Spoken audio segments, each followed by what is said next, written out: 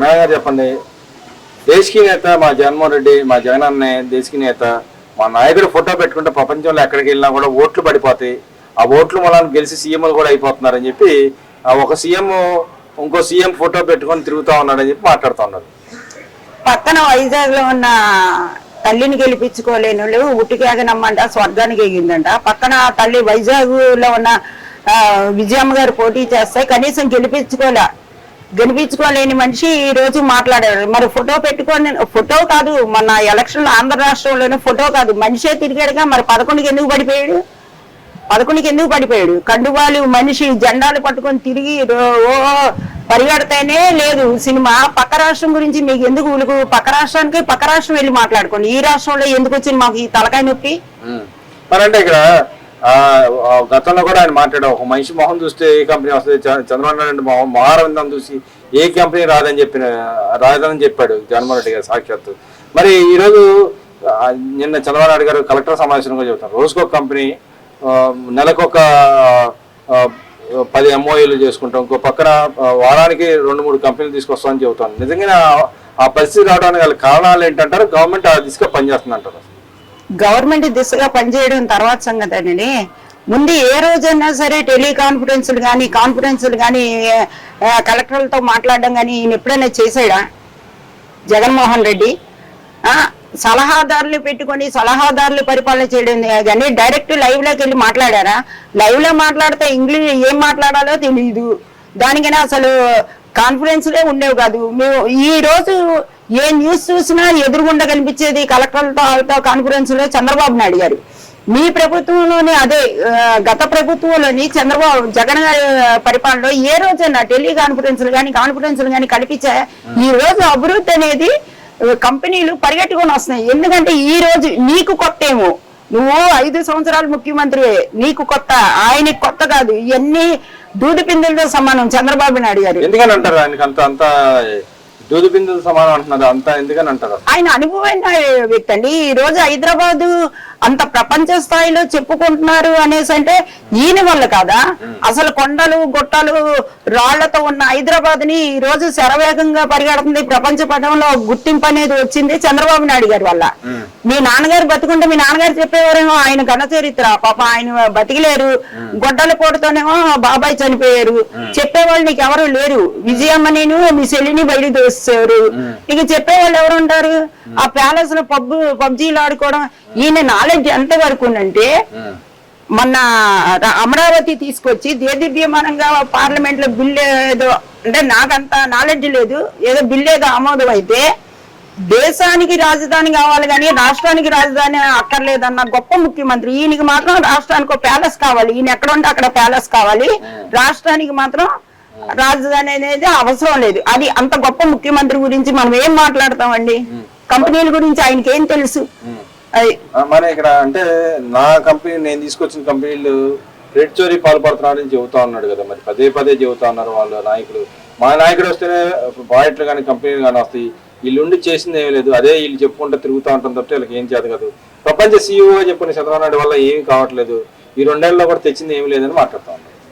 వాళ్ళ మాటలు వినే స్టేజ్ లో చంద్రబాబు నాయుడు గారు కానీ లోకేష్ గారు కానీ లేరండి. ఎందుకంటే వాళ్ళేంటో, వాళ్ళ క్యారెక్టర్లు ఏంటో, వాళ్ళ అభివృద్ధి ఏంటో, వాళ్ళ పథకాలు ఏంటో ప్రజలకు తెలుసు. కాబట్టి ఇంకా వీళ్ళు ప్రత్యేకించి మాట్లాడితే మీడియాని, వాళ్ళకున్న సమయం మీడియాతో మాట్లాడుతూ ఒక కంపెనీ గురించి మాట్లాడతారు, రాష్ట్ర అభివృద్ధి గురించి మాట్లాడతారు. కంపెనీలు తీసుకొస్తే అభివృద్ధి ఆ పక్క రాష్ట్రాల్లో ఉన్న మన పిల్లల్ని తీసుకురావడానికి వాళ్ళు ఆలోచిస్తారు.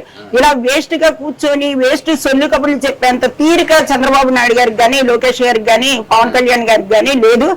గ్రామీణ వ్యవస్థలో కూడా పవన్ కళ్యాణ్ గారు అంతే అభివృద్ధి చేస్తున్నారు. ఐటీ సెక్టర్ లో గాని, విద్యా దీంట్లో గాని లోకేష్ గారు అంతే అభివృద్ధి కనిపిస్తుంది. ఈ రోజు దేనికి వాళ్ళు కామెంట్స్ చేసినా కౌంటర్ ఇచ్చే టైం కూడా వాళ్ళకి లేని విధంగా కష్టపడుతున్నారు. ఇది వేస్ట్ మాటలు కదా. అంటే ఇక్కడ మనం చూస్తున్నా, మీరు విద్యా వ్యవస్థ అంటున్నారు కాబట్టి నిన్నగాక మొన్న విద్యా వ్యవస్థలో మార్పులు చేశారు కాబట్టి గవర్నమెంట్ స్కూల్కి వచ్చిందని చెప్పి గవర్నమెంట్ ప్రచారం చేసిన పరిస్థితి చూసాం. మరి ఈ రోజు వైసీపీ నాయకులు వాళ్ళ పేపర్లో కానీ వాళ్ళు కానీ మాట్లాడారు, విద్యా వ్యవస్థను బస్టు పట్టించారు, ఇంగ్లీష్ మీడియం వ్యవస్థను కూడా బస్టు పట్టించారు, ఇంగ్లీష్ మీడియం లేకుండా చేస్తా ఉన్నారు లోకేష్. ఇంకో పక్కన చూసే ఈరోజు బకాయిలు పెట్టించి ఫీజులు చెల్లించకుండా విద్యార్థులతో ఆటలాడుకున్నాడు, భవిష్యత్తు ఆటలాడుకుంటా ఉన్నాడు అని చెప్పి మాట్లాడుతూ ఉన్నారు. ఇంకో పక్క అవకాశాలు కూడా ఏమి రాష్ట్రంలో లేదా, పక్క రాష్ట్రంలో ఇంకా చూస్తా ఉన్నారు, విద్యార్థులు చూస్తా ఉన్నారని చెప్పి చెబుతాను. ఏది నిజమంటారు? ఇప్పుడు పక్క రాష్ట్రంలో విద్యార్థులు చూస్తున్నారంటే పక్క రాష్ట్రంలో ఉన్న వాళ్ళే మన రాష్ట్రానికి వచ్చి చదువుకుంటున్నారు. చాలా మంది విద్యార్థులు ఉన్నారు, వాళ్ళు కనిపించట్లేదా మీకు? మీ ఆయానంలో ఏమి ఇచ్చారనేసి విద్యకి ఈ రోజు 10th క్లాసులో రిజల్ట్స్ అంత ఇదిగా వచ్చి కార్పొరేట్ తో సమానంగా పబ్లిసిటీ చేస్తున్నారు లోకేష్ గారు, ఐటీ శాఖ మంత్రి. మీ ఆయానంలో అంత ధైర్యంగా జెన్యున్ గా మా గవర్నమెంట్ స్కూల్లో ఇంత వచ్చింది, ఇంత రిజల్ట్ మేము చూపించగలగాలి, వాళ్ళు ఏమైనా పబ్లిసిటీ వేయగలిగారా? వీళ్ళు మాటలతో కాదు చేతలతో చూపించారు. అంతేకాదు కళల సాకారం చేశారు, పేద విద్యార్థుల్ని విదేశాలకు పంపించారు, కలిసి భోజనం చేశారు. ఇవన్నీ ఏంటంటే వాళ్ళు చేసే అభివృద్ధి తట్టుకోలేక ఖాళీ కూర్చో. ఇప్పుడు నీకేదైనా చేయాలంటే ఇప్పుడు తప్పేం లేదు, మాజీ ముఖ్యమంత్రి కాబట్టి ఇప్పుడు ప్రజల్లోకి రా, అంతే అభివృద్ధి చేయి.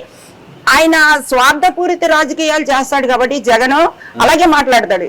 అదే లోకేష్ గారు మీకు గతంలో ఒకటి అన్నారు, మీకు గుర్తుందో లేకపోతే వాళ్ళకు గుర్తుందో లేదో గాని, వైసీపీ వాళ్ళన్నా సరే సలహాలు ఇవ్వచ్చు, వాళ్ళ సలహాలు కరెక్ట్ గా ఉంటే మేము తీసుకుంటాము అని చెప్పారు. అంటే ఆయన పార్టీని చూడాల, రాష్ట్ర అభివృద్ధిని చూశారు కాబట్టి ఆ మాట చెప్పగలిగారు లోకేష్. నువ్వు చెప్పగలవా? అంత ధైర్యంగా చెప్పలేవు. నీది కానీ అభివృద్ధిని నీదని చెప్పుకునే జాతి నీది. మరి ఇక్కడ చూసుకుంటే విద్యార్థులు భవిష్యత్తు ఆటలాడుకున్నాడు, గత బకాయిలు కూడా ఇవ్వలేదు అని చెప్పి మాట్లాడుతూ ఉన్నారు కదా. విద్యార్థులతో ఆటలాడుకుంటుంటే అంత అభివృద్ధి ఎక్కడ చూపిస్తుంది? 10th క్లాస్ని అంత ఇదిగా చూపించి అంత గవర్నమెంట్ స్కూల్లో తల్లిదండ్రులకు ఆనందాన్ని పంచారండి. మా పిల్లలు కూడా 500 మార్కులు దాటి రాగలవు అనేసి ఎప్పుడూ లేని ఆనందం ఈ రోజు గవర్నమెంట్ స్కూల్లో పిల్లలు తల్లిదండ్రులు చూశారు. ఇంకా అభివృద్ధి అంటూ ఏమీ లేదు. ఏముంది, వాళ్ళు వచ్చి ఏమైనా 10 సంవత్సరాలు అవ్వలేదండి, 3 సంవత్సరాలు ఈ గవర్నమెంట్ వచ్చి 3 రన్ అవుతుంది. ఇందులోనే కంపెనీలు తీసుకొచ్చి విద్యాశాఖలో అభివృద్ధి చెంది ప్రతి నెల్లూరు సచివేళ్ళలోనేమో థాయిలాండ్ ఫీల్డ్ తీసుకొచ్చి ఎంత అభివృద్ధి చూపిస్తుంటే సలహాదారులు సలహాలు తీసుకోకుండా లైవ్ లోకి వచ్చి మాట్లాడమనండి. అది మరి ఇక్కడ చూసుకుంటే ట్రూ విద్యుత్ ఛార్జీల వ్యవహారంలో చూసుకుంటే తక్కువ రేట్లు ట్రూ అప్ ఛార్జీలు గతంలో ఉండే, దాన్ని తగ్గించి ట్రూ డౌన్ ఛార్జెస్ అని చెప్పి గవర్నమెంట్ అనౌన్స్ చేసింది. ఈ 2 ఏళ్లలో కూడా పోయిన సంవత్సరం అనౌన్స్ చేసింది, ఈ సంవత్సరం కూడా అనౌన్స్ చేసింది. ఆ డబ్బులు జనాలు పంచుకుంటే చంద్రబాబు నాయుడు జేబులో వేసుకుంటున్నాడు. కనీసం ఏదైతే ట్రాన్స్మిషన్ కంపెనీలు కూడా డబ్బులు బకాయిలు చెల్లించట్లేదని చెప్పి మాట్లాడుతూ ఉన్నారు. చిన్న చిన్న వాటి మీద కూడా అప్పులు తీసుకొచ్చి పథకాలకి ఇచ్చి నేనేదో ఇచ్చాను, గవర్నమెంట్ సొమ్ము మీద కూడా అప్పులు తీసుకొచ్చి నేను ఇచ్చానని చెప్పుకున్న జగన్మోహన్ రెడ్డి గారు కరెంటు గురించి, ఆ కరెంటు దీని గురించి, ఛార్జీల గురించి మీ గవర్నమెంట్ లో మేము ఎంత వేసి కట్టేవాళ్ళని తెలుసా? కరెంట్ బిల్లు 25వ తారీఖు దాటితే మళ్ళీ పెనాల్టీ, 1వ తారీఖు డబుల్ పెనాల్టీ, ఏది 4వ తారీఖు మళ్ళీ డబుల్ కట్టాలి. 5వ తారీఖు బిల్లు తీసే లోపు కట్టకపోతే మళ్ళీ డబుల్ కట్టాలి. మరి దీన్ని గవర్నమెంట్, ఆయన గవర్నమెంట్ లో కరెంటు ఎలాగుంది, ఇప్పుడు ఎలాగుంది? ఇప్పుడు ఎండాకాలంలో కూడా బిల్లులు బేభత్సంగా పేలిన రోజు, కరోనా టైంలోనే కట్టొద్దని బేభత్సంగా కట్టించుకున్నారు. మరి అప్పుడు గుర్తు రాలేదా ప్రజలు నీకు? కరోనా టైంలో ఒక్కొక్కరు ఎంత బిల్లులు కట్టారు? వ్యాపారాలు లేకపోయినా సరే బిల్లులు 10,000, అవన్నీ ప్రజలు మర్చిపోలేదు. నువ్వు చెప్తే వినే స్టేజ్ లో ప్రజలు లేరు. నువ్వు కరోనా టైంలో ఎంత బేభత్సంగా బిల్లులు కట్టించుకున్నావు మాకు గుర్తుంది. ఒక చిన్న ఇల్లు ఉన్నవాడు కూడా 2-3 వేలు కట్టిన రోజులు ఉన్నాయి కరోనా టైంలో. మర్చిపోయావండి. ఇప్పుడు కరెంటు గురించి మాట్లాడుతున్నాం, అప్పుల గురించి మాట్లాడుతున్నా. ఏంటంటే టైం వేస్ట్ తప్ప వీళ్ళ గురించి మాట్లాడి అభివృద్ధి పదం అయిపోతుంది. ప్రజలు చాలా సంతోషంగా ఉన్నారు. మరి ఇక్కడ చూసుకుంటే నిన్న చంద్రబాబు నాయుడు గారు కలెక్టర్ సమావేశంలో కలెక్టర్ పనితీరు కూడా మార్చుకోండి, మన ఉన్న దాంట్లో కూడా చాలా మంది ఇంకా కొంత మెరుగు అయితేనే కానీ మన ప్రజలకు చొచ్చుకుపోవాలనే పరిస్థితి అని చెబుతా ఉన్నారు. ఇంకో పక్కన గత గవర్నమెంట్ జరిగిన అవకతవకలు కానీ అప్పుల వ్యవహారం కానీ ఆయన బయటపడడం జరిగింది. ఆయన గతంలో కూడా 10 లక్షల కోట్లని అనౌన్స్ చేస్తే లేదు మీరే చెప్పారు 6 లక్షల కోట్లని అసెంబ్లీలో సాక్షిగా అనౌన్స్ చేశారని చెప్పి అన్నారు. నిజంగానే నిన్న చంద్రబాబు నాయుడు గారు చెప్పారు 9 లక్షల కోట్ల పైన అప్పు ఉంది, ఇంకా నేను వడ్డీలు కట్టడానికి మా సరిపోవట్లేదని మాట్లాడుతున్నాను. ఎలా చూస్తుంటారు వైసీపీ నాయకులు? మా వల్ల ఏం కాదు, మీరు కూడా అప్పులు చేస్తా ఉన్నారు, 3 లక్షల కోట్ల పైన మీరు అప్పులు చేస్తా ఉన్నారు. ఇప్పటికి అది ఎవరికి పంచడం, నేనైతే పంచా అని చెప్పి ఆయన చెబుతున్నారు. ఏది నిజం అంటారు, ఏది వాస్తవంగా ఉందంటారు? ఇక్కడ చంద్రబాబు నాయుడు గారు అప్పు తీసుకొస్తున్నారంటే రాష్ట్ర అభివృద్ధికి, ఎగ్ పప్పులు తినడానికి కాదు. ఎగ్ పప్పులకి 200 కోట్లు అప్పు చేసామని ఏదో అనౌన్స్మెంట్ నాకు అంత గుర్తులేదు. ఎగ్ పఫ్లకే అప్పు అయింది, ఎంత అప్పు అనేసి అనౌన్స్మెంట్ చేశారు గవర్నమెంట్ అయిపోగానే. మరి అలాంటి ఎగ్ పఫ్లకి నూడిల్స్ కి అప్పు తేవట్లే ఆయన, రాష్ట్ర అభివృద్ధికి అప్పు చేస్తున్నారు. రాష్ట్ర అభివృద్ధిలో 10 రూపాయలు ఎక్స్ట్రా అప్పు చేస్తే తప్పేంటి? చూపించకుండా ఇప్పుడు గ్రీన్ పరదా వేసి చూపించట్లే ఆయన, లైవ్ లో చూపిస్తున్నారు. రోడ్లు ఈ రోజు రోడ్లు ఇప్పుడు పక్క రాష్ట్రం వాళ్ళు మన ఆంధ్రాకి రావాలంటే బాబోయ్ అనేవారు. ఏది మన ప్రజలే, మన సొంత ఆంధ్రాలో ఉన్న వాళ్ళే ఆంధ్రాకి తల్లిదండ్రుల దగ్గరికి వెళ్ళాలంటే ఇంటి మళ్ళా శనివారం వచ్చి శుక్రవారం నైట్ వచ్చి మళ్ళీ ఆదివారం సోమవారం ఇంటికి వ్యాపార ఉద్యోగాలు చేయడానికి వెళ్ళాలంటే నడువు నొప్పులతో బాధపడేవారు తల్లిదండ్రులు చూడడానికి రావడానికి. ఈ రోజు ఆ పరిస్థితి లేదు. దేదీప్యమానంగా చక్క తల్లిదండ్రులు చూసుకుంటున్నారు, వెళ్తున్నారు పక్క రాష్ట్రంలో ఉద్యోగాల్లో ఉన్నవాళ్ళు. అలాంటి రోడ్లని ఈ రోజు డెవలప్ చేసినప్పుడు నువ్వు ఎలా వంకర అసలు నువ్వు తెచ్చిన పెట్టుబడులకి నువ్వు అభివృద్ధి ఎక్కడ చూపించో, ఈయన తెచ్చిన పెట్టుబడులకి అభివృద్ధి చూపిస్తున్నారు కదా, ఇంకా తప్పేంటి? అంటే మరి 9 లక్షల కోట్లు నిజం అంటారు, రేపొద్దున అది కూడా మేమేం చేయలేదు మీరు చేశారని చెప్పేవాళ్ళు అంటారు కదా మరి రేపొద్దున. వీళ్ళు చెప్పుకుంటారు, వైసీపీ వాళ్ళు చెప్పుకుంటారు మా వల్ల అవ్వలేదు, మేము అసలు రూపాయి అప్పు చేయలేదు అంటారు. రూపాయి అప్పు చేయలేదు, మేము అసలు 0% మీకు అప్పు చేయకుండా రాష్ట్రాన్ని మీ చేతిలో పెట్టాము. గతంలో ఆ టెండర్ పరిస్థితి మిగిలి అంటారు డబ్బులు ఏమన్నా. వీళ్ళ స్టేజ్ లో అయితే రూపాయి మిగలడం అనేది అబద్ధం అండి. అంత లేనికి మీరు రూపాయి 19 కాదు ఇంకో 10 కోట్లు తెచ్చి పెట్టినా వీళ్ళ స్థాయిలో అప్పే చూపిస్తారు. చూపించకుండా వాళ్ళు చెప్పేది మాత్రం మేము 0% వడ్డీ చూపించాం, రాష్ట్రాన్ని దేదీప్యమానంగా పువ్వుల్లో పెట్టి మీ చేతిలో పెట్టాం, ఆ అప్పు మొత్తం మీరే ఏంటి పక్కన తీసుకొచ్చిన అప్పులన్నీ మేము చేసినవి కాదు మీరే చేశారని చెప్పుకుంటారు. కానీ ప్రజలకు తెలుసండి, మాలాంటి వాళ్ళకి తెలుసు అంతకు ముందు ఎలా జరిగింది, ఇప్పుడు ఎలా జరిగిందో జరుగుతుందో, రేపొద్దున అభివృద్ధి అనేది ఎలాగుంటుందో. చంద్రబాబు నాయుడు గారి మీద నమ్మకం ఉంది, లోకేష్ గారి మీద నమ్మకం ఉంది. మొన్నటి వరకు లోకేష్ గారు ఎలా చేస్తారని జనాలు అనుకున్నారు. ఈ రోజు పూర్తి భరోసా లోకేష్ గారి మీద. రాష్ట్రము ఆయన చంద్రబాబు నాయుడు గారి ద్వారా ఎలాగ అభివృద్ధి ఉందో, ఆయన ఎంత ఇదిగా చేశారో అంతే ఇదిగా లోకేష్ గారు చేస్తారన్న నమ్మకం.